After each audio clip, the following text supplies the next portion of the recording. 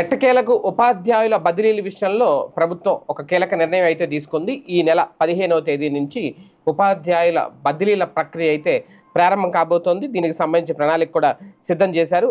అంటే కీలకంగా కొన్ని అంశాలు ఇందులో ఉపాధ్యాయుల పోస్టుల హేతుబద్ధీకరణ, అలాగే బదిలీలకు సంబంధించిన ఉత్తర్వులు ప్రభుత్వం త్వరలో విడుదల చేయబోతోంది. రాష్ట్రంలో బదిలీల చట్టం ప్రకారం మొదటిసారి ఈ ప్రక్రియ నిర్వహించబోతున్నారు. ఈ చట్టాన్ని సవాల్ చేస్తూ కొంతమంది అంధ ఉపాధ్యాయులు హైకోర్టుని ఆశ్రయించగా స్టేటస్ కో విధించింది. దీంతో ఆ పోస్టులు మినహాయించి బదిలీల ప్రక్రియ పూర్తి చేయాలని విద్యాశాఖ భావిస్తోంది. ఐచ్ఛికాలు పెట్టుకునేందుకు మాత్రం వారికి అవకాశం కల్పిస్తారు. కోర్టు తీర్పునకు లోబడి ఆ తర్వాత అంధ ఉపాధ్యాయుల బదిలీలు తర్వాత నిర్వహిస్తారు. విడాకులు తీసుకున్న వారికి బదిలీల్లో ప్రాధాన్య పాయింట్లు ఇవ్వలేదు అని మరికొందరు న్యాయస్థానాన్ని ఆశ్రయించారు. దీనిపై ఇంతవరకు ఎలాంటి ఆదేశాలు రాలేదు. మొత్తంగా బదిలీల ప్రక్రియ ఈ నెల 15 నుంచి చేపట్టాలి అనేది అధికారులు ప్రాథమికంగా నిర్ణయించారు. మొదట ప్రధాన ఉపాధ్యాయులకు బదిలీలు చేస్తారు. దాంతో ఖాళీ అయిన స్థానాలు కొత్తగా అవసరమయ్యే వాటిల్లో స్కూల్ అసిస్టెంట్లకు పదోన్నతులు కల్పిస్తారు. తర్వాత మిగతా ప్రక్రియ ఉంటుంది.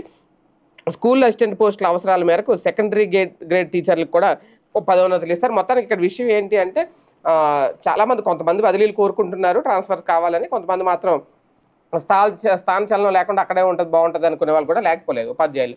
కానీ ప్రభుత్వం మాత్రం ఒక రకంగా బదిలీల ప్రక్రియ అనేది ఆటోమేటిక్గా జరుగుతూ ఉండాలి.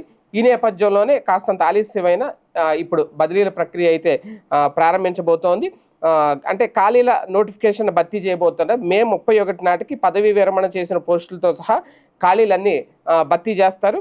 అలాగే బదిలీ అయ్యే స్థానాలు తప్పనిసరిగా కొన్ని ఉంటాయి. అంటే రేషనలైజేషన్తో కొన్ని ఖాళీలు వస్తాయి. అలాగే ఏడాది అంతకు మించి అనధికారికంగా గైర్హాజరైన టీచర్ల స్థానాల్లో కూడా భర్తీలు చేస్తారు. అలాగే ఉన్నత చదువుల కోసం టీచర్లు సెలవులు తీసుకుంటే వాటిని కూడా ఖాళీలుగా చూపిస్తారట.